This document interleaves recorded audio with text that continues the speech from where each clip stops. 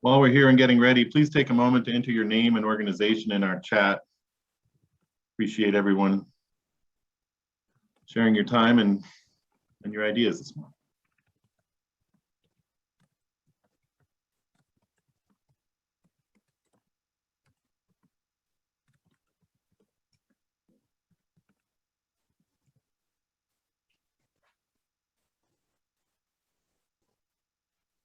Morning, everyone. If you're just joining, it's 9 o'clock. My name is Brian Poole. I'm excited and delighted to have you join us for our work group orientation this morning. We're going to give you enough information to make sure you have all the resources and information to get started and participate in our upcoming work groups related to House Bill 21-1330. Just take a moment, if you don't mind, to drop your name and organization in our chat as we're getting started here. And I'm going to turn this over to Barrick in just a moment, and he'll kick us off with some of our content.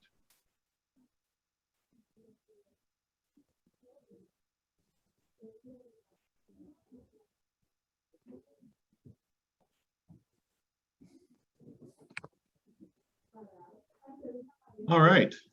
Well, we're 1 minute in. We're very respectful of your time in this process, so we're going to get started here. Again, if you've just joined, I'm Brian Poole. I'll be facilitating a number of these work groups as we move through the process. I'm delighted to have you here join us. And if I can ask Barrick Abramson to kick us off here with a little opening message, and we'll get going. Great. Thanks, Brian. And we're going to dive right into this. Before I tackle this legislative scope, it's really good to see so many familiar faces, a lot of new faces as well. My name is Barrick Abramson. I'm one of the commissioners on the Colorado Commission of Higher Education. I also have the privilege of chairing our Committee on Student Success and Workforce Alignment. CCHE Vice Chair Sarah Hughes is also with us, and she and I are really excited to have the opportunity to work with all of you on this committee. This is a really exciting opportunity for us to put forward some really bold ideas and frankly to make a real difference for all students.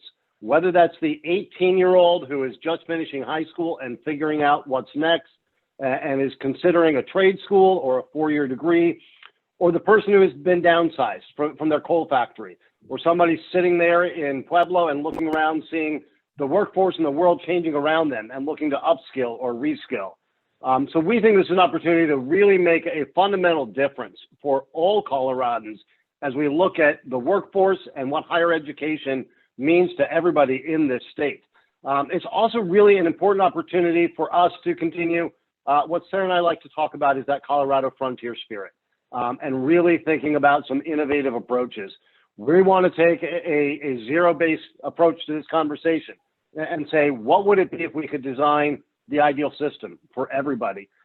We've got 45 minutes today. We're going to move forward through these slides pretty quickly with the assumption and the hope that you had a chance to look at these previously. It's an approach we're going to take throughout this work because we know we've got a lot of work to do in this coming months and a few meetings with all of you, and we want to respect all of your time. So we're really going to focus our time together on digging into the conversations about how do we move the dial forward. So with that, Brian, if you'll go ahead and move us to that legislative questions slide. If you all had a chance to look at this and you're anything like Sarah and I were, you probably had a bit of a raised eyebrow looking at all of this and saying, sure, we're going to tackle all of this in 3 or 4 months in just a handful of meetings. I'll tell you, Sarah and I had our own healthy dose of skepticism about this. It's broad. And you may be wondering, how are we going to really do justice to all of these questions in the amount of time that we have? We do want to address some questions and one fear that's been raised to us. There's some language in here about addressing the mission and scope of every IHE or institution of higher ed in the state.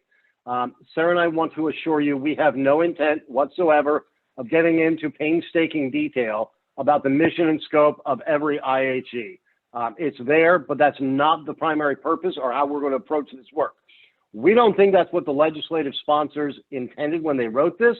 And frankly, Sarah and I concluded that if they had wanted us to do that, they would not have given us just 4 months and a dozen meetings to do that. So after speaking with the sponsors and the governor, Sarah and I believe that the scope of this was written so broadly intentionally to allow this group, all of you working together, to tackle all of this with a pretty bold but broad approach. We think they intended it for us to break down a lot of the barriers, and really it boils down to one fundamental question. How can Colorado best serve our students and our workforce?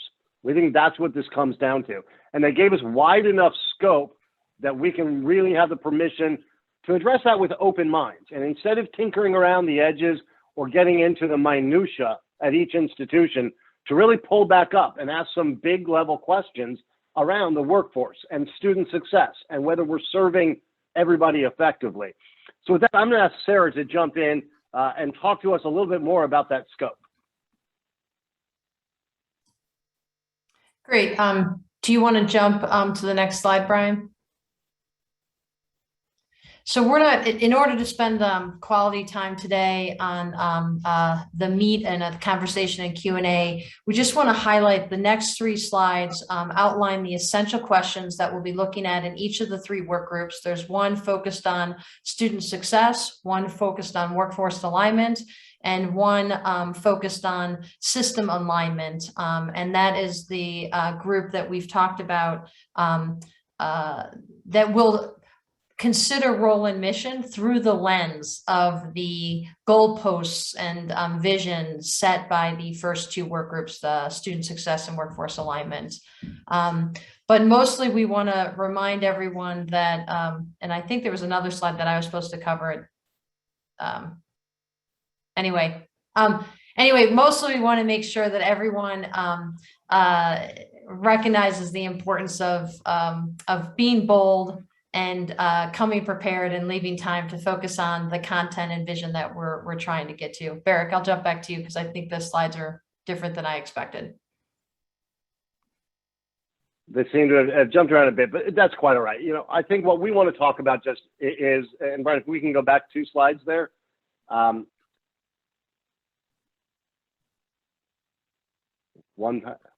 right, I'm just going to jump into how we're tackling these questions. This really, to us, comes down to, all right, we'll go here.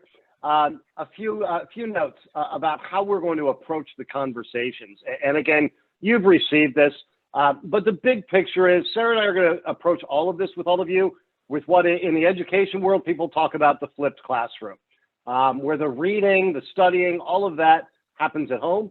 And when you come into the classroom, it's about working with your peers, your teacher, to dig into the substance and the questions. And that's what we're going to approach this. There is going to be some pre-reading we're going to ask you to do. We'll try not to overload you, but our intent really is that the time together is spent workshopping things. And part of that is going to be being respectful of one another by doing that work.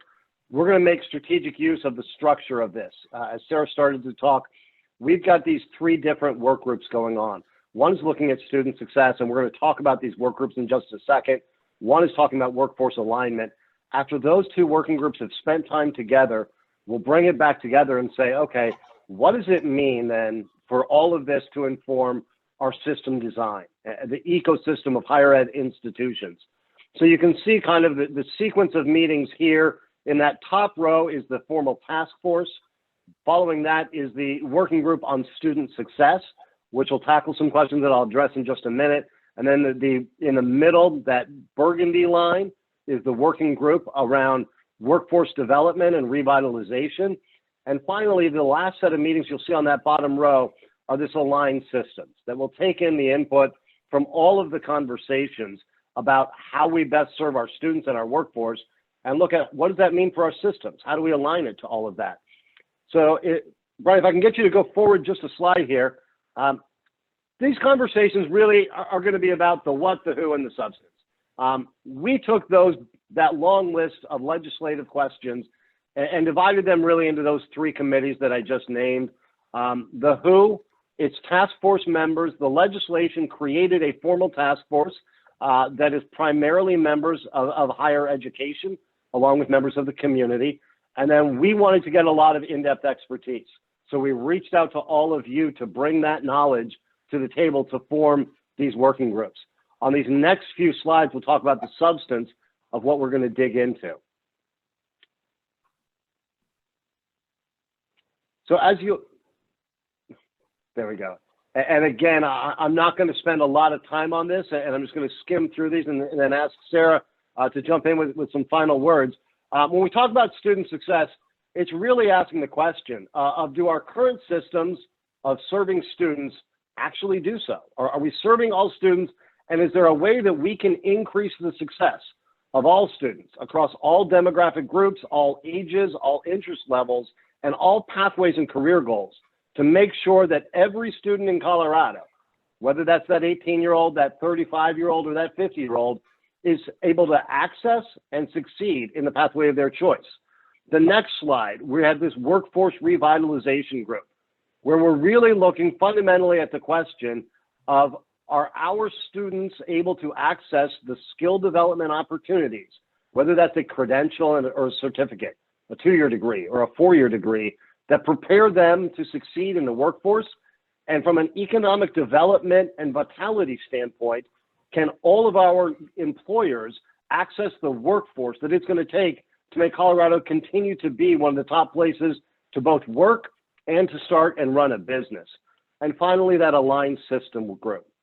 This group, as I said just a minute ago, is going to look through the lens of those two first groups and say, if this is what we need to do to make sure our students succeed, if this is what we need to do to make sure our institutions of higher education and our ecosystem of higher ed is serving the workforce needs, what does that system needs to look like?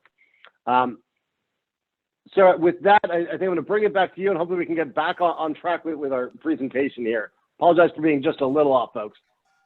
Yeah, I think, when you take all that information and you read all the resources that we'll be sending you, it's easy to be overwhelmed by the breadth of the content. And one of the things Barrick and I have tried to do this week is get to a point where in one simple sentence, we can capture the essential work ahead. And so we've tried to do that. And the frame that we keep coming back to and trying to anchor ourselves is, how does our state, how does Colorado ensure that all Coloradans, regardless of station, have relevant and meaningful workforce skills upon graduation to secure employment that provides a sustainable, not minimum wage, and to enter and complete meaningful post-secondary education options that provide demonstrated wage growth upon completion, whatever post-secondary option graduates from high school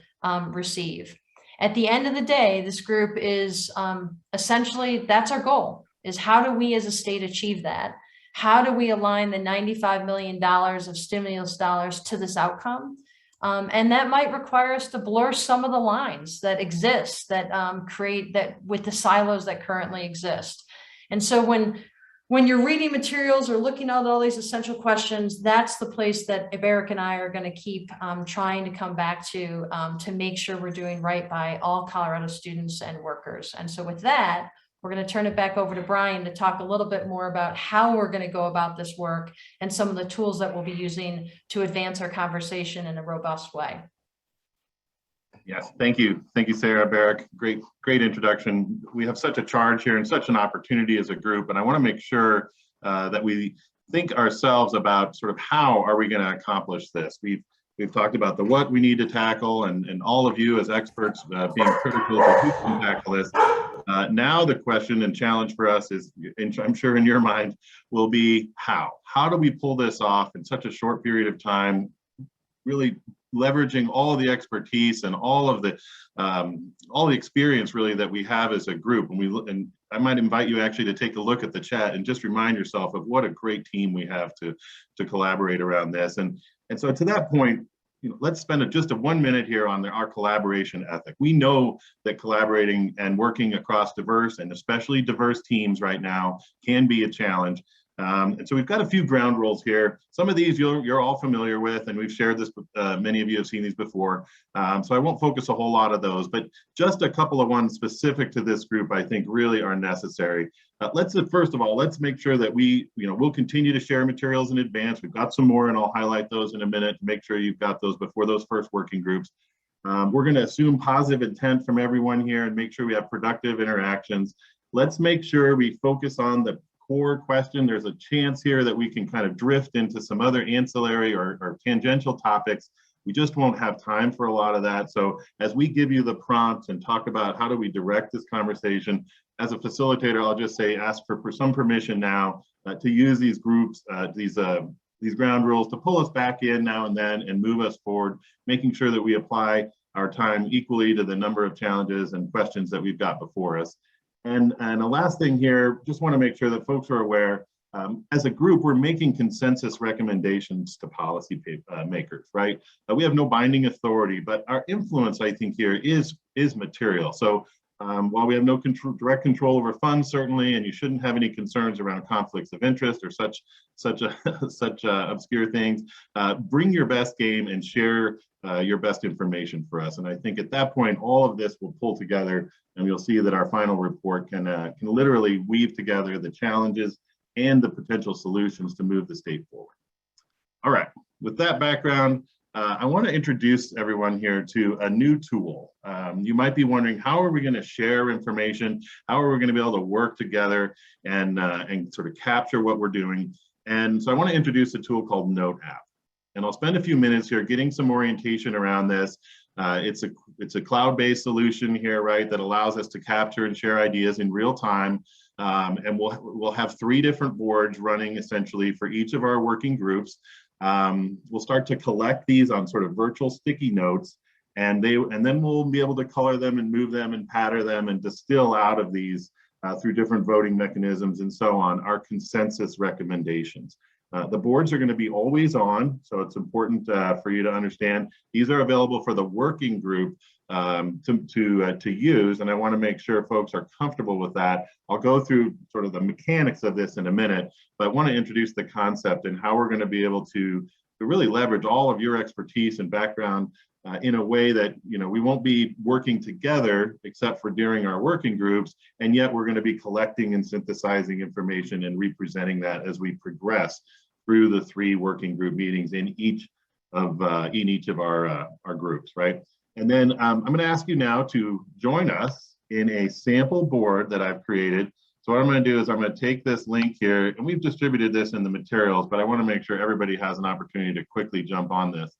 I'm going to send this note to everyone, and you'll see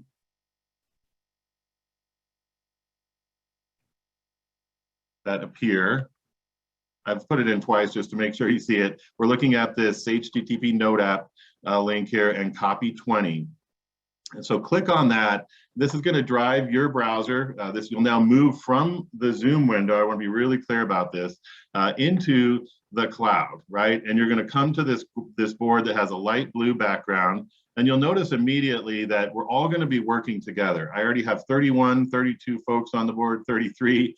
Keep it coming. Keep looking for that link in the Note App board. And I'm going to pull you in here, and you might see you land on a spot that it's a little disorienting. So the first tool that you're going to need to know is up in the upper left, there's the Zoom bar. And so if you grab that middle square on that and pull out, you'll be able to see kind of how this board is oriented. There's a long yellow prompt on the left. We're going to focus on that next, not right yet. And then there's this white material right in the middle. And I'd like you to just focus on that. The background and the purpose of our working group is in here, and a little bit of the specific purpose for our test case here. I want to get everybody comfortable with this tool today if we can. Someone's changing the color of our code. You're learning quickly. What a great group. And we've got 37 here out of our team. So if you're on the chat, if you're on the Zoom and you're not looking at your browser window, we'd like you to move over to that. So look at that chat, click on the link in the chat that says Note App that I just dropped in. And I'd like to see this number of 37 folks collaborating go up to close to 60, because we have 60 folks on the call. Now, if you're on the phone, you obviously can't participate. That should go without saying, but let's keep it coming. Please resend the link. Sure. I'll send that to everyone again, just in case. So again, we should be seeing, okay, here we are. We're up in the 40s now, 50s. And some of you have already started to learn that if you click on the blue with one click, you'll be able to create your own sticky note, all right? And this is the idea that everyone can collaborate in real time at the same time on the same board. And you'll notice that as we start to play together, there's a little bit of, everybody learning how to do this. So just practice and do one note with your name on it, right over here next to the working group, that's right.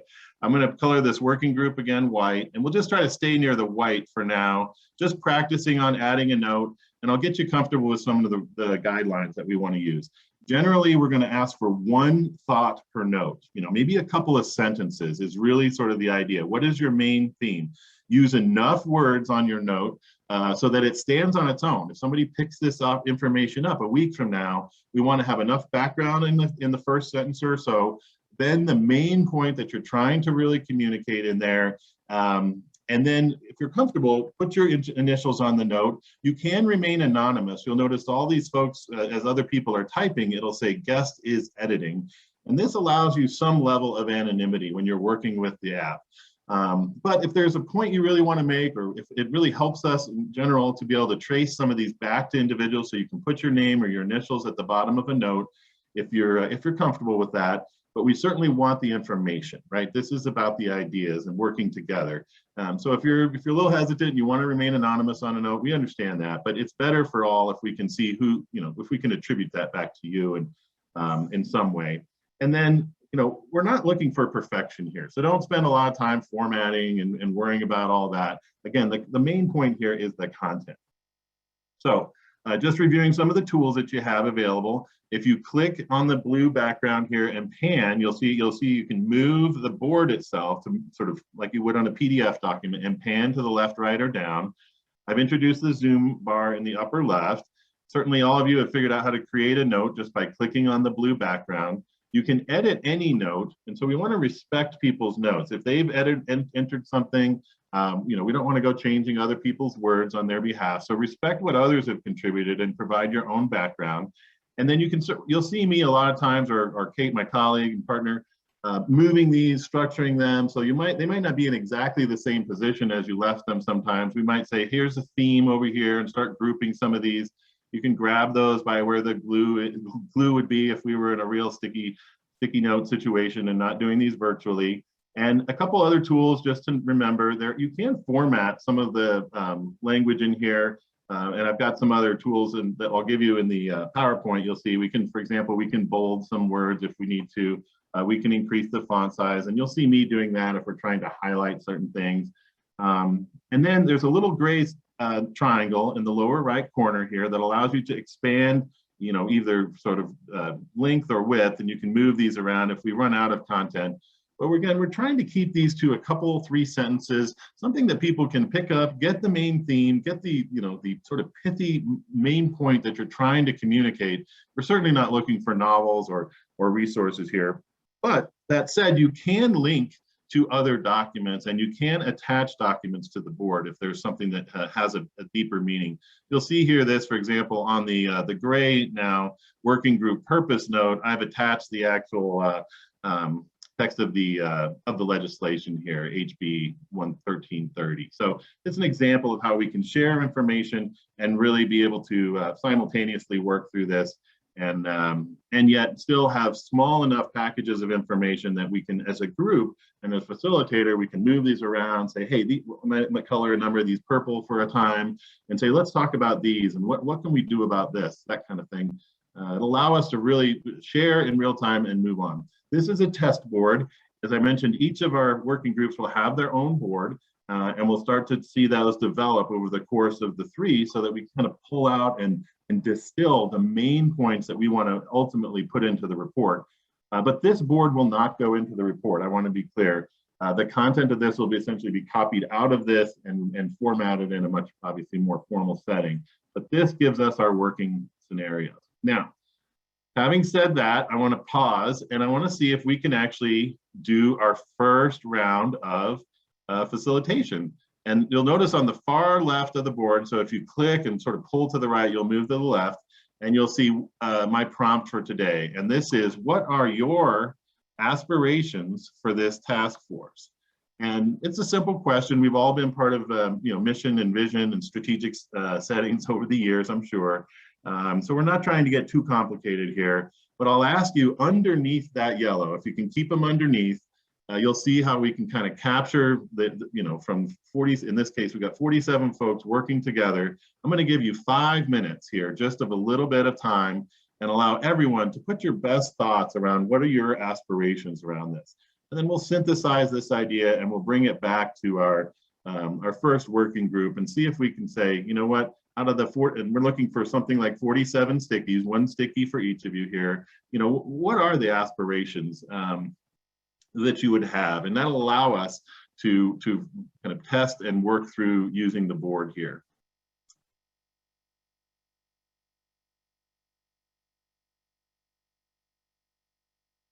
All right, we're off and running. Thanks, guys.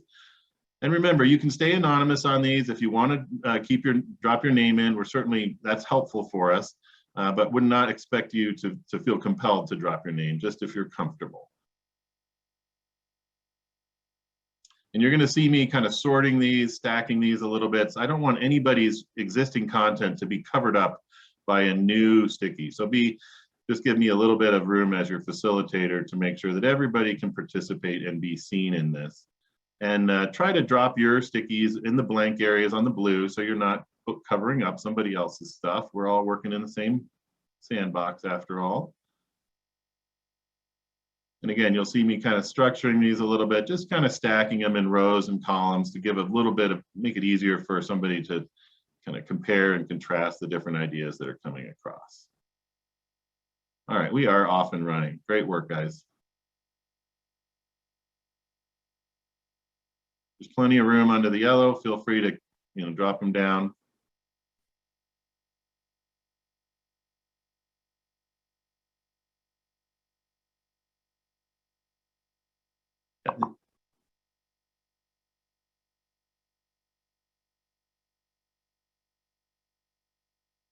Wonderful. So I still see just 48 folks on the board, and we've got 61 on the call. I want to make sure if you're comfortable, again, check the chat line here. I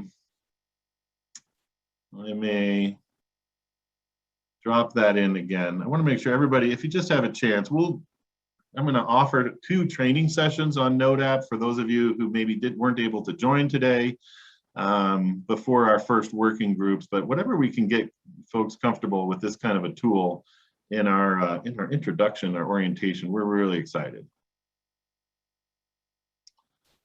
All right, remember we're working together, so try not to cover up other people's ideas, respect those, allow them to exist on their own.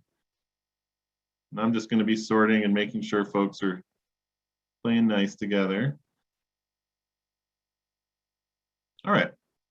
So we're up to 50 on the board. Thanks for those of you who are able to join from the Zoom and pop over to your browser. It's going to be a different window, remember. If you haven't used these types of tools yet, they're all cloud-based. All right. So I can, as I pan back, I'll be able to notice when people are slowing down a little bit. Right now I see 2 people, for example, are editing. When we started out, 15 were editing at once.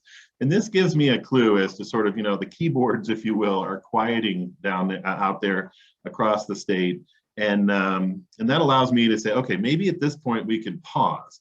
And what I'd like to do is ask you to pause and start to read some of the other notes that are up here. I'm going to give you a couple minutes. I want you to browse through these and see if you start to notice any themes from an aspiration for this group. And part of our challenge here, right, is taking the diverse input from, in this case, now 50 folks, just in a few minutes. And you've contributed yours on your card. And now take some time to pan around and read what others are thinking in terms of the aspiration. This should help center us as we move forward. We have our charge, we have our prompts, right, from the legislature. So we want to make sure that we're clear about that. But in terms of our working groups, right, what are we thinking about this? What do you bring to the table? And then start looking at your peers on these working groups.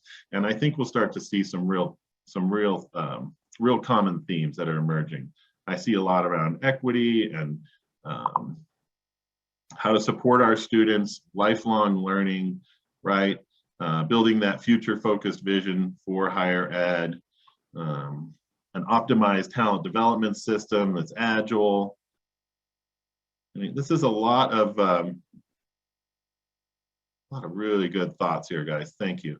And I know we're putting you right on the spot here for a lot of this, but that's the idea. We want to get right to work. There's enough background material that you can read on your own. I'll share some more of that again in a minute here.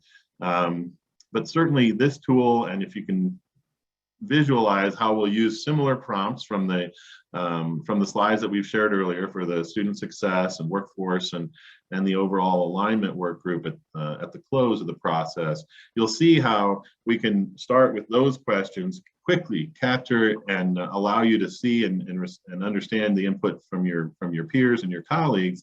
And then we'll use most of our time in these working groups to really develop what is the consensus around this, what are the themes, what can we take away, and we'll start to work on this as a group together. All right, so as an example, I've given you 5 minutes to create, a few minutes to read through the other responses. And now let's open this up. Again, this is a sample board, but let's take a couple minutes here. For those of you comfortable, go ahead and just pop off mute briefly and tell me what you think some of the themes that are emerging out of our aspirations here are. Let's respect what we've said from others. We want to be brief and to the point when we're speaking, and certainly allow a few folks here to speak. But what are your thoughts here? Feel free to use the chat if you like as well, but I'd love to get a little discussion going and see if from an aspiration perspective, there are some common themes that you're seeing already. Anybody want to share their thoughts?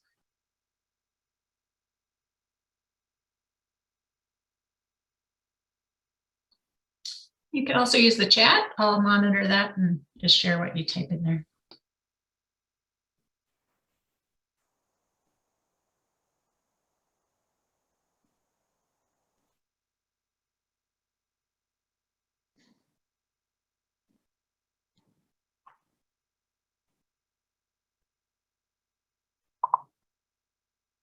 All right, we're gonna have to get people talking, Barrick. I don't know if you're gonna have to call on someone. But we really want to make sure that as we move forward with this, that we create space for a real conversation. So maybe someone brave and bold jump in. Sure, I'll jump in. Thank you, Tress. This is Teresa Ivankovich. As I look at what is being presented, there's a couple of things that I'm seeing, which is one, just a real willingness to kind of come with open minds around learning, and really with this focus on not programmatic but systems change. And I'm seeing real intent around learner specific, but not just traditional age learners, a real intent around how are we serving all learners and creating opportunity for all learners. So yeah, there you have it. Yeah, thank you. And there's a couple comments in the chat. One just says apprenticeship. I don't know if anyone wants to expand on that or if it's self-explanatory. I'll go ahead and jump in. This is Nolbert Chavez. I wrote Demographics is Destiny. And as we look forward to the next 20, 30 years in higher ed, I think it's important that we look at the demographics of our state and where we're headed. We're seeing changes that will affect our institutions of higher education. For example, CU Denver has now qualified to be a Hispanic serving institution. That's new, and other institutions are on the brink of that. So I think it's important that we keep that in mind as well. Albert? There's also another comment in chat: rebuilding systems that allow individuals to have living wage and businesses to employ Coloradans without compromising the K-12 experience. Great. Kate, you'll pull that out of chat and drop it in here on the board as an example of how you can participate. If you're not comfortable using the Note app, we'll always have facilitators available to pull this over and make sure your ideas are reflected with your peers. So let's have one or two more comments, and then I'll shift to our forward focus. But our goal here is to make sure you're comfortable with the sort of the ethic of how we're going to cooperate and the tools that we'll use to gather your input, and then how we'll want to facilitate live discussion while we're together and use our offline time for research and writing and so on. So this is Noel, and one thing I would add, and I think it's embedded in these comments, but I think we should be overt around ensuring that we have a DEI lens in everything that we do. Mm-hmm. We have a high college completion rate in Colorado in general, but if you're born here, we don't. So 25% of Coloradans complete a four-year degree, but 50% of our workforce has a four-year degree. So I think it's not an either or, but we need to provide more channels of opportunity, whether they come directly out of education, apprenticeship into the workforce, or through the higher ed system. We need to engage more Coloradans with a diverse background. No, thank you. Just a wonderful point and well said. That's right. That's right. And there's another comment in chat. It seems that the need to address the potential of high school students in the K-12 system will be critical in redefining how and when they access post-secondary options. This is Francis Vigil, and I noticed on that legislative scope, there really wasn't listed anything in there on apprenticeship programs. And I mean real apprenticeship programs, ones that are registered through the DOL. And I think that ought to be adjusted or fixed somehow. Registered apprenticeship programs are great paying jobs, second to none in training out there. And there's a lot of apprenticeship programs through the skilled trades that people ought to be looking at. Yeah. Francis, I think it's a great point, and I wouldn't look at those legislative, as I said at the top, I hope nobody looks at those legislative questions as confining to what we talk about. Sarah and I really want to kick all the doors, the walls, and the barriers down. And I know there's a lot of conversation about work-based learning, but absolutely on apprenticeships, I hope you'll bring those ideas, and others will, whether that's to what it takes for a student to succeed, because we know the value of apprenticeships, internships, work-based learning on the likelihood that somebody completes, as well as when we're talking about workforce alignment. I think it's a great point, and we've been pretty intentional to make sure we have representatives from high tech to skilled trades to labor organizations and nonprofits. So appreciate you raising that, and want to underscore none of those questions should be viewed as limiting in terms of what's on the table. Great point. Brian, Yep. just want to be mindful of time and making sure we leave time for Q&A at the end. So I don't know when you want to transition, but just want to Thanks, flag. Sarah. I agree. So let's pivot off of this. Again, that board will remain open. So if, and that's just our sample board for aspirations. But let's take a moment here and just remind ourselves of some of the other tools that we have. We're offering here now 2 additional training sessions on Note app, and we'll obviously send these out. You've got a link to the this deck was distributed, so you've got these. But it's Friday at noon and then Tuesday at 3, basically. So feel free to drop in. Kate and I will be available. But I think you guys seem to have picked this up pretty well with Note app. That's what we were hoping for, but we don't want anybody to feel left off. And then just a couple of other thoughts here while we're closing out. There is the last slide on this deck. We have 2 links for you. One is the full list of all the task force meetings with those Zoom links coming up. So make sure you are comfortable with that. Most of you have received invites for all these, but in case you haven't, there's that for you. And then just one more resource, and then we'll jump to Q&A. But there is a full deck that's been presented that was linked in the letter that came out from Ben Boggs the other day. And that was our task force presentation. This is that preliminary background and reference material. And we're going to ask everyone to look through this, please, before the first working group. This is our flipped classroom approach, and your opportunity to really see the material that the department and all the subject matter experts have presented. There's some great videos in here that are really going to frame up some of our challenges and opportunities as a group. So with that, I'll open up Q&A. For folks, feel free to use chat or pop off mute if you have questions about everything we've shared today. And Brian, one last note on that last deck that he mentioned on this slide 12, the reference deck. In the letter you all received, it suggested which questions or which slides might be most relevant for your work group. And it is a lot of information. So before you're overwhelmed, we did attempt to narrow it down a little bit and focus in. So just, you're welcome to read all of it. We'd love for you to read all of it. But if you have to start somewhere, that's where we'd start to be ready for the first round of meetings. Thank you, everyone. Great point.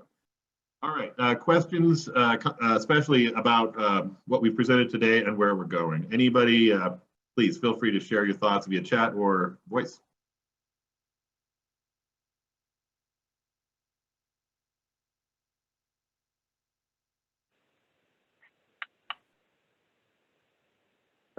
Brian, I'm going to jump in here. Please go ahead. No, I was just going to say there was a question in the chat. Are we allowed to listen to any of the task force meetings? So all of the meetings are public. In slide 12, there's a list of all of the meetings on the Zoom links. Anyone can listen to any of them. We are going to ask that guests, they're not going to participate in the verbal discussion in the meetings, but they are able to listen in. And the boards themselves are, people are going to be able to access that if they're on the Zoom call. And so they can share their voice or add their input through that means as well. Thanks. And I'm just going to jump in briefly here, Brian. I know we're coming up on time. Feel free to drop your questions in the chat. You should all also have the 1330 email that you've been getting communications from. Those will get questions directed to Sarah. Maybe we can answer those. I just want to say briefly, that little note app exercise gave me a lot of encouragement. Sarah and I, had a healthy dose of skepticism, as I said before. We kind of raised our eyebrow and said, is this going to be another one of these task forces that sits around, admires a problem, and then kind of tinkers around with the status quo? And I just want to say that we spent a lot of time working with the governor's office, working with the department staff to assemble a group that we hoped would push the thinking and be really bold. And I want to thank all of you for doing exactly that in that exercise. I hope you'll really be comfortable saying things that feel like that out of the box idea as we go forward. I want to make sure there's time for questions. You drop them in the chat. But before we do that, I also want to invite Dr. Angie Pacioni, the Executive Director of the Department of Higher Ed, to share a few words on her vision for all this and her hopes. Thank you, Barrick. And I just want to say this task force is being brilliantly led by our co-chairs, brilliantly supported by the Department of Higher Ed. I will say brilliantly facilitated by GPS. And we have a selection of very brilliant individuals to take this conversation to a real deep level and really help shape the future of higher ed in Colorado. It was a moonshot goal of ours at the department to have kind of a future of higher ed summit. And this is really beginning to shape that. And we're excited to see what you will come up with, the recommendations that you'll come up with. We really do want your best and brightest work in this time. And that's why we did make this recommendation or this request that you really devote time to this. And we know that you're not getting paid for it. So it's a labor of love, if you will, but it really is a labor of helping shape higher ed. And we're excited about it. In Colorado, we are doing great things already, especially structurally. We're doing some really great things in terms of the delivery of education and the articulation between schools. But we still have a long way to go. And so you guys will really help to guide that. So thank you for volunteering and saying yes to the offer. And I thank you in advance for the hard work that you're going to do. And we will be right there alongside you. So let's do big things together. Eric, back to you, I think. Thanks, Dr. Pacioni. Thank you, Dr. Pacioni. It looks like we've got just a couple minutes if anybody wants to jump in with questions or just reflections before we wrap up for the day.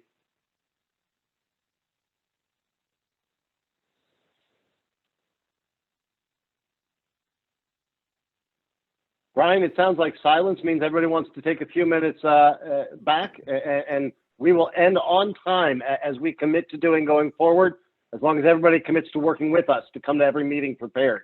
Sarah and I are grateful for all of you, for Brian and the team facilitating, for Dr. Pacioni and the team, Governor Polis and his team, and most of all, for all of you, as Dr. Pacioni said, volunteering your time we've got a lot of work to do, but we can make a tremendous impact with making some bold recommendations and fundamentally rethinking things about what's best for the student, first and foremost, and what creates the economic environment and the workforce that all of our employers need to start a business, to grow a business, or to relocate a business here to Colorado. So we're grateful for all of your time. We look forward to seeing you, starting with the first work group that will meet next week. Thank you all so much for the time today. Thanks, everyone.